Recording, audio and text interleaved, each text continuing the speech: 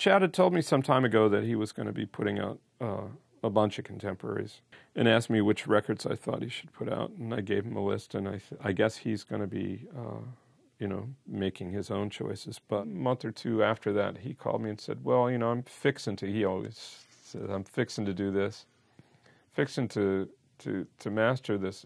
Who do you think would be the best, how do you think would be the best way to go about this? And I said, well, Chad, I've been telling you for years that contemporary stuff should be done by Bernie for a number of reasons. Number one, because Bernie got his start working at contemporary for my father. My father trained him not only in his audio values, but in our way, our system, the system that Roy had designed, which was a particular methodology that isn't replicated everywhere else. I mean, there are similar, people do similar things, but, our mastering, for example, was done in a particular way, with a particular configuration of gear.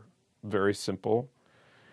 The approach to setting levels was done a particular way, which Bernie's system adopts. Very simple EQ. Dealing with problems that might come up in a certain way. Like, for example, these recordings were made on the fly, so often whoever was mixing the live session wasn't able to anticipate how loud somebody was going to come in, how loud of an entrance a trumpet was going to make. And it might be too loud. So there are ways that with level and EQ that you can kind of make it a little bit more organic sounding, all of which is complicated and developed over many years of trial and error. So Bernie came into the business learning from someone who was now at sort of the peak of that system, that methodology of recording and getting sounds onto disc. And incidentally, I was too, because after I graduated from college in 1972, I came to work at Contemporary and learned every aspect of the business, from the business part of it to mastering and recording, production, inventorying, shipping, to mopping up bathrooms. That was the way that my father thought I would understand what was really going on. Not that that was what I wanted to do with life, because I was a cellist, but he wanted me to do that, and dutiful son, I did. So anyway, Bernie didn't have to do the swabbing out bathrooms part, but or the business part, but he did certainly learn the recording part of it and the mastering part of it from my father on that kind of gear, on the kind of gear that he later built in these wonderful studios that he has. And so and plus he had worked on these records himself during the Contemporary days. He'd cut parts on many of them, not so much the original parts, which doesn't really matter because the cutter head, by the time he was there, was much better than it had been at the days of the original issues. And what would happen, and what happens in the vinyl business, is you cut a lacquer, it gets electroplated, you get metal parts from it. It's a three-step process. The third step are stampers, and they're put in the presses, and they eventually wear out.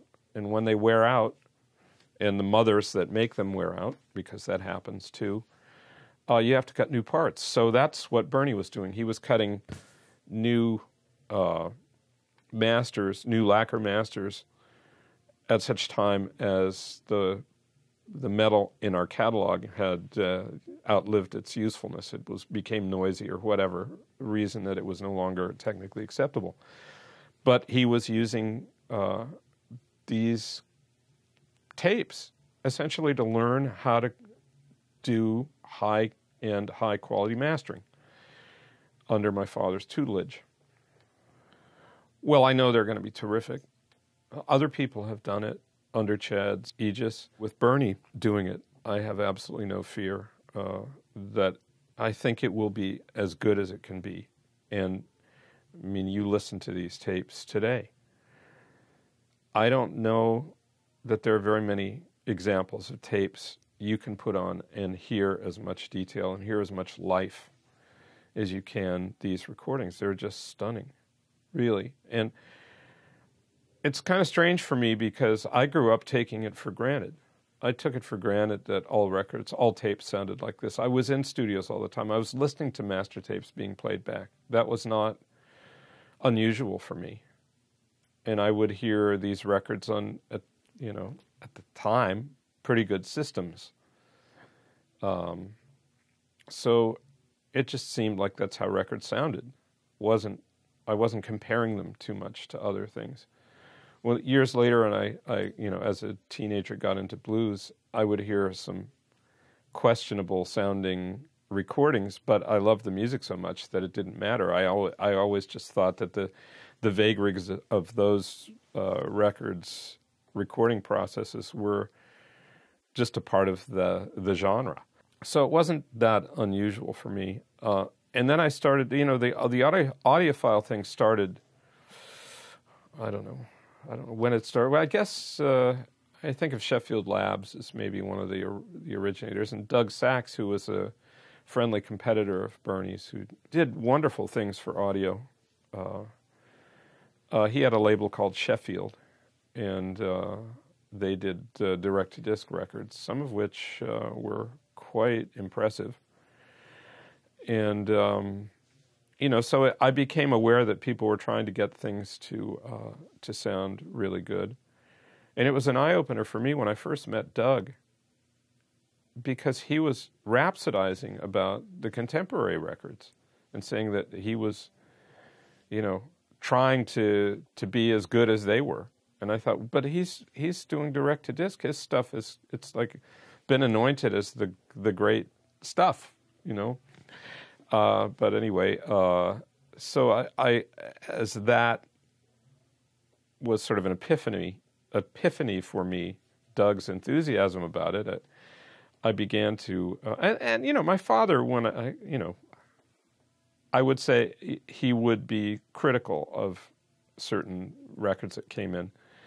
And I learned about this when he was doing custom mastering for other labels, because he had one of his studio at Contemporary, mastering room at Contemporary, was one of the first really high-quality rooms here for people to bring their material to who weren't already associated with a label. Capitol was taking custom work as well. But Herb Alpert of A&M and Jack Holtzman of Elektra were fans of my father's, and so they wanted him to make their records. And it was right about that time that he hired Bernie. Okay, I'm doing a little cut on that. Now, see, this is the tape. Yeah, oh yeah. So, well, that's what it is. That's crazy. And then here, if you want to hear this, Michael, here's the tape. That's the cut.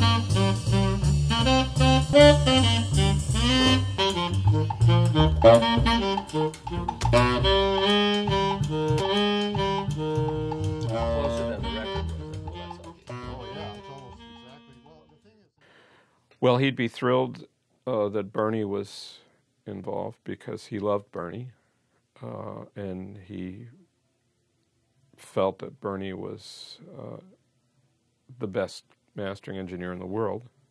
I think he would have been, happy that someone took enough of an interest, someone like Chad, to go the extra mile to get it done right.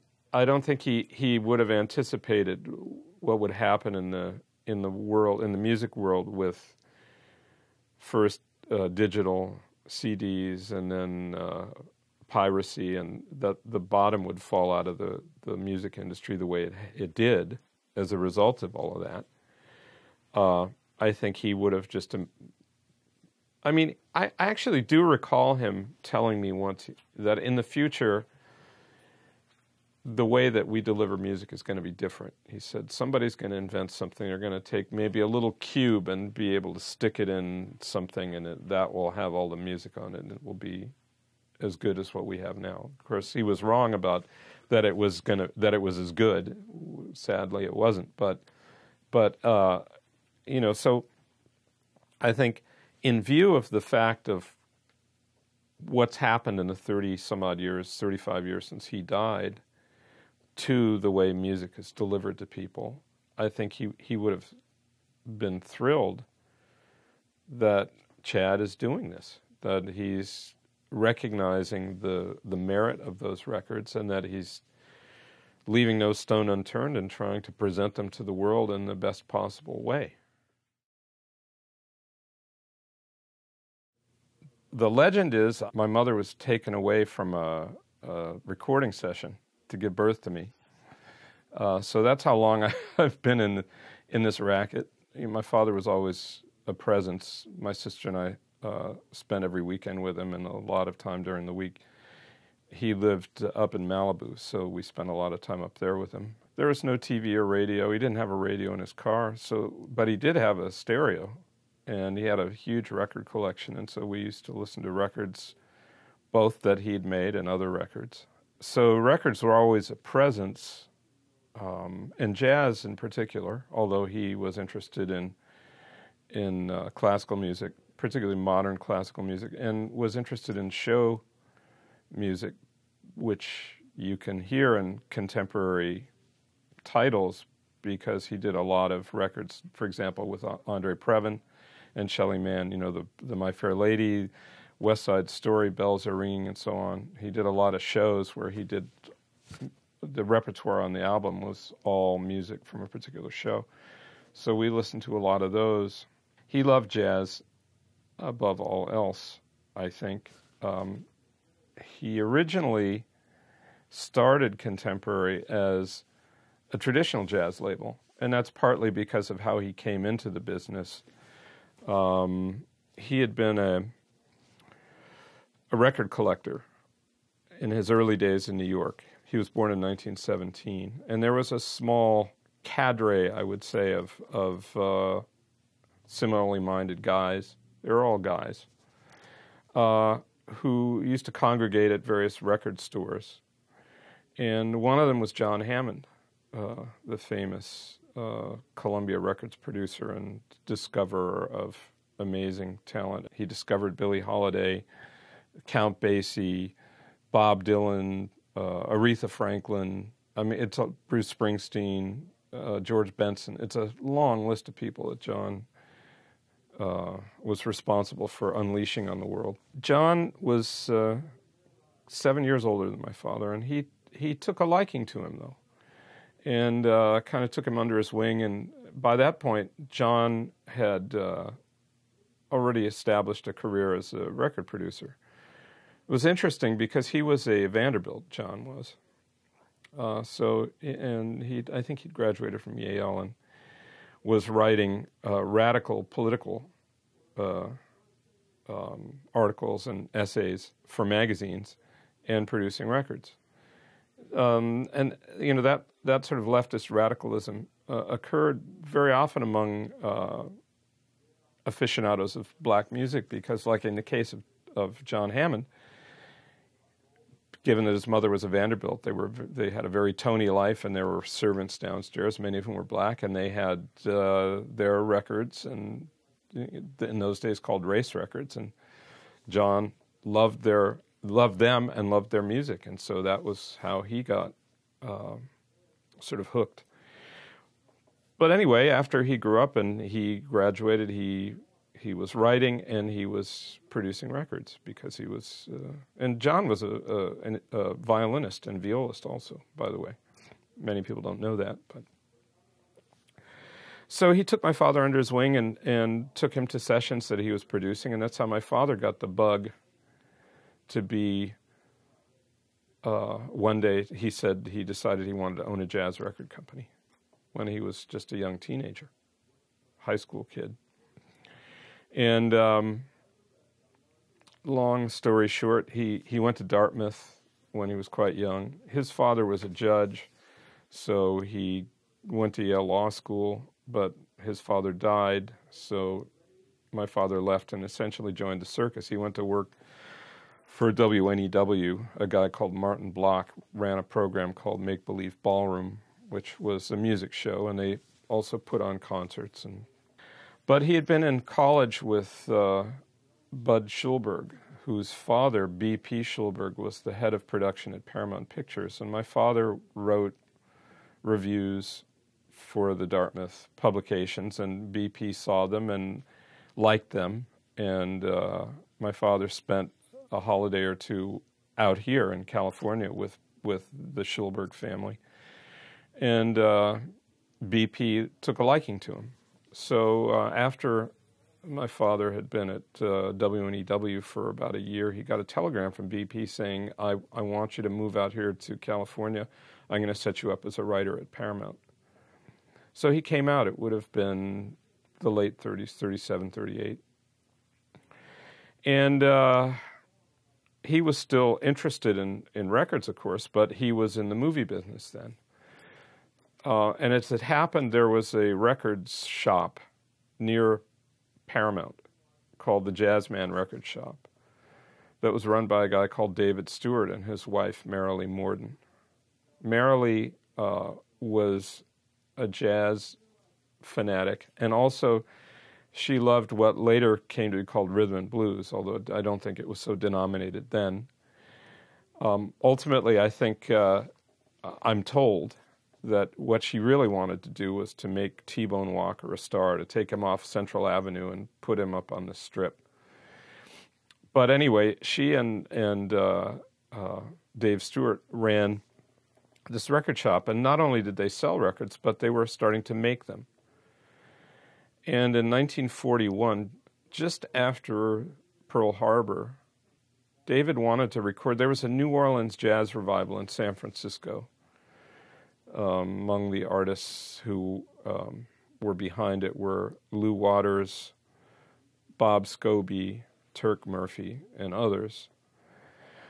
And Dave was interested in recording that music. And so, and I just found this particular detail out recently. Because my father was successful in the movie business, he had money to burn, and Dave was running this record store, which wasn't generating that much cash. So my father and he co-produced what ended up being several albums worth of LP albums worth of material. In those days, they were released on 78 of the Lou Waters Band in San Francisco, and my father financed it, which is the detail that I had been unaware of. He recorded a few more things for Dave, and then after a while, they decided to sell the masters, and my father bought them as the foundation for Good Time Jazz Record Company, which was his first label. So ultimately, when he became the head of a record company on his own, he made a big deal about using the best microphones he could and getting the highest quality sonic images that he could, given the technology of the time, which I have to say was pretty good. If you go back and compare what they were doing from the late 40s on with today, I mean, there are some wonderful sounding 78s. I don't think that they're held out as paragons of audiophile quality always, but one can go back and listen to them, and one of the advantages 78s have is that at high speed, the cutter head doesn't have to work as efficient, doesn't have to work as hard to capture that high end. So they had wonderful microphones in the late 40s. So there are some very, very good sounding records from that era. So he was recording originally to 78. First contemporaries were 78s because the label really, I think contemporary as a label started in 1951. He had started, in working in the movies and having a lot of authority on these movies. He worked a lot with the composers of Wyler's scores, and he befriended a lot of these guys. Everybody from Aaron Copland, Gail Kubik, many of these guys who were recording or composing scores. And he was interested in that music because he was interested in modern things. So he thought, gee, I should start a label to record this contemporary classical music, which is how the name contemporary came to be. It was to record contemporary classical music. Well, in 1951, after he had already recorded a lot of this music, I mean, a lot, 5 or 6 albums worth anyway, what later became 12-inch albums, Howard Rumsey of the Lighthouse approached him. He and John Levine, who ran the Lighthouse, wanted to record the Lighthouse All-Stars, Howard's band, which was a mainstay of the club. And they did, but they found it too complicated and too taxing to operate that business and operate the club and for Howard to play in the club and be the host. And so they approached my father to take it over because he was having success with traditional jazz. Although I think it would be stretching it to say he was experiencing success with his contemporary classical, because that's repertoire that very few people were or are interested in. He was a known personage in the recording industry in California at that time. So they approached him and asked him if he would be willing to take on this project.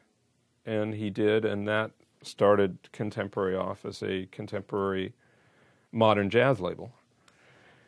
And, the Lighthouse alumni, or the members of the Lighthouse All-Stars, generally were alumni of the Stan Kenton Orchestra, because Howard was, most of the people on the early contemporary dates were, Shelley Mann played with him.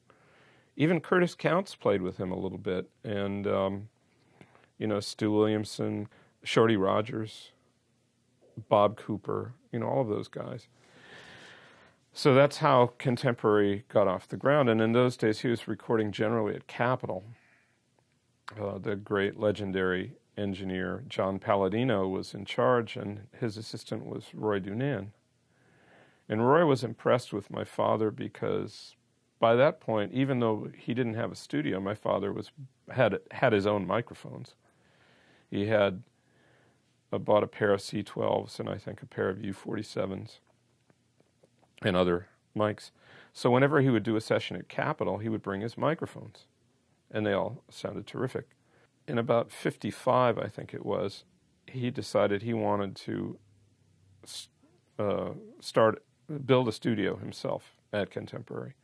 So he approached Roy about coming over to be the head of engineering at Contemporary rather than as an assistant to John Palladino. And somehow he convinced Roy to do it, which is kind of funny because, at Capitol, Roy was, the repertoire was far broader. So, for example, one of the records Roy recorded at Capitol was Tennessee Ernie Ford's 16 Tons, a famous, iconic record. But that was more music to Roy's taste, because Roy didn't really like jazz. He particularly didn't like modern jazz, like Ornette Coleman, who my father was the first to record, and who indeed Roy was the first to record. Anyway, he came over, and they built this very simple setup with, the foundation of it was these microphones. Those 4 I mentioned were supplemented with 3 KM56s, which are also wonderful tube condenser microphones. They're small capsule. I always thought it was a kind of a funny sounding room to my ears because it had a concrete floor, but there was a carpet over it. And the result of that was that you had a lot of definition. It wasn't the most beautiful sounding room in certain respects, but it gave you really a lot of detail when you recorded. And particularly in those days when you had musicians who were playing instruments that were geared towards producing an acoustical sound. In other words, today, drums are very often mic'd even on a bandstand. In those days, not so much. And musicians played together in an acoustical setting and balanced themselves.